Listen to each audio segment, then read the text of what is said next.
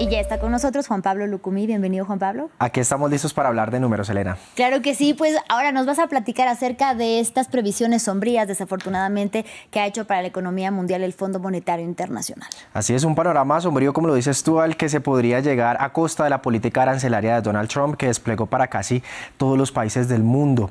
Este martes el Fondo Monetario Internacional recortó medio punto su proyección de crecimiento mundial para 2025 hasta el 2,8%. Esta cifra es 5 décimas menos de lo que la economía mundial cerró el 2024, cuando el PIB global subió hasta el 3,3%.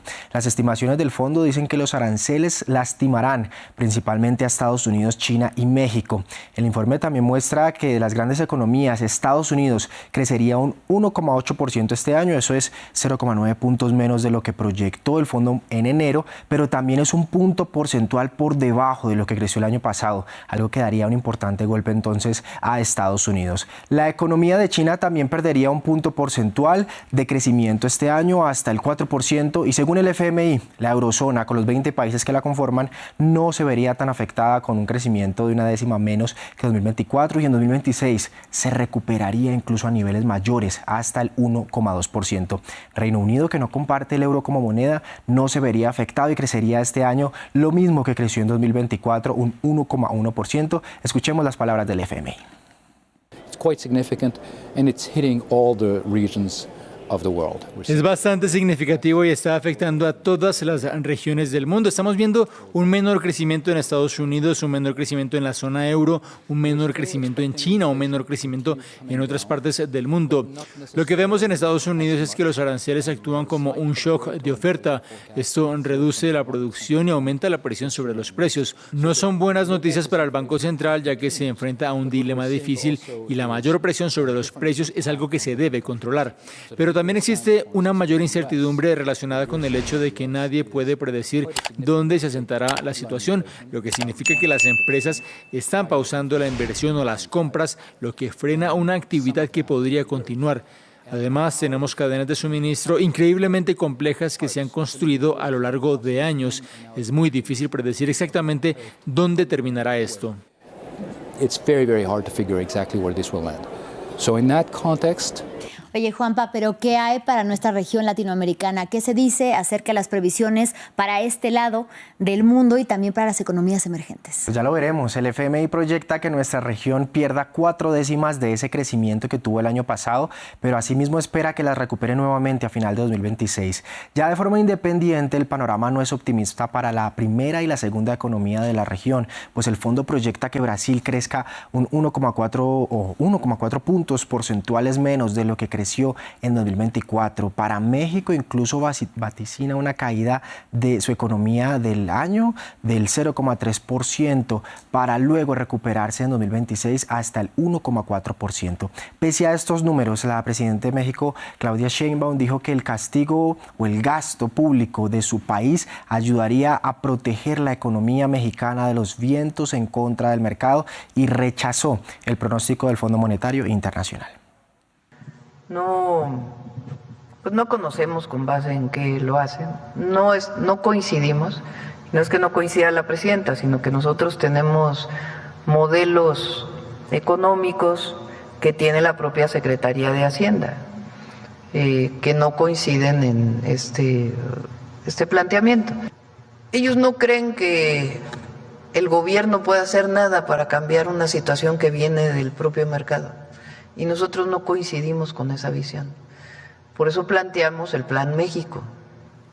Y seguimos hablando de números. Este martes precisamente se dieron a conocer los resultados o el rendimiento de la empresa Tesla, de uno de los colaboradores más cercanos del presidente de Estados Unidos, Donald Trump. Que ha estado bastante golpeada, lo sabemos en diferentes noticias. Empresa de la que el magnate Elon Musk, como lo dices, es director ejecutivo desde 2008 y el mayor accionista individual. Hoy la empresa de autos eléctricos reportó una caída del 71% en sus ganancias en lo que compromete al primer trimestre de este año, que además de ser un desplome cierre considerable para la economía, también queda por debajo de las estimaciones de los analistas que esperaban ganancias mayores. Entre enero y marzo, Tesla tuvo un beneficio de 409 millones de dólares, lo que muestra ese 71% de caída desde los 1.410 millones de dólares que tuvo en ganancias en el mismo periodo del año pasado. Por otro lado, si se revisa todo lo que ingresó a esta empresa en ese periodo, veremos también un rendimiento negativo.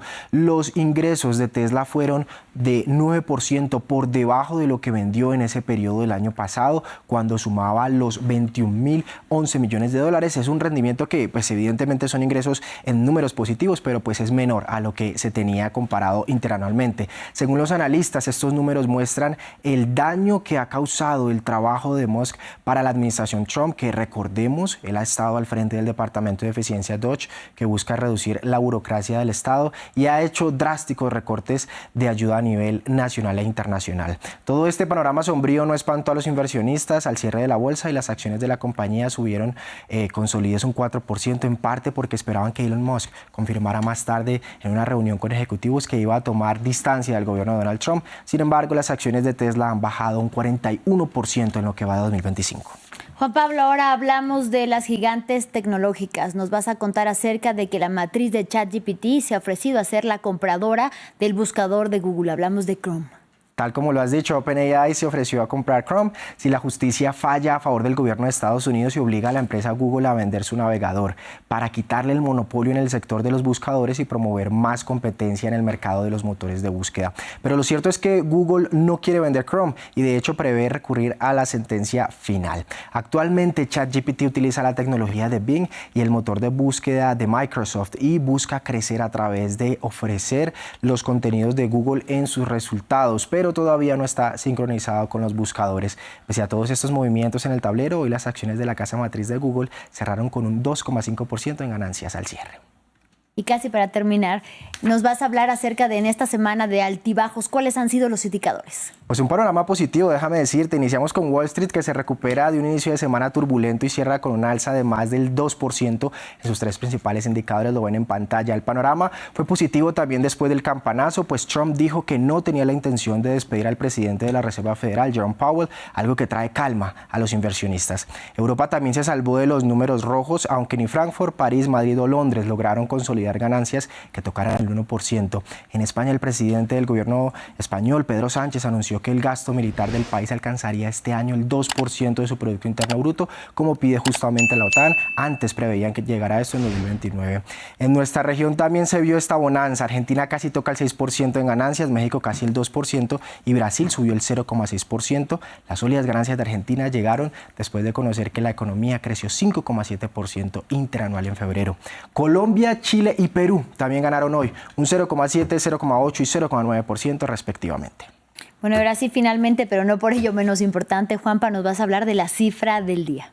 $3.419 por onza, ese es el precio al cierre de este martes para el oro, un día en el que incluso superó los $3.500 por onza a medida que los inversionistas se refugian en este activo en medio de la incertidumbre que generan los renovados ataques del presidente Donald Trump a la Reserva Federal o al presidente, que se suman también a los temores de recesión por la guerra comercial global. Como siempre, un gusto. Muchísimas gracias por la sección económica, Juan Pablo Lucumí. Después tendremos más oportunidad para seguir hablando de números. Claro que sí, nos vemos en breve. Y muchas gracias también a ustedes. Continúen con nosotros en la programación de France 24. Hasta la próxima.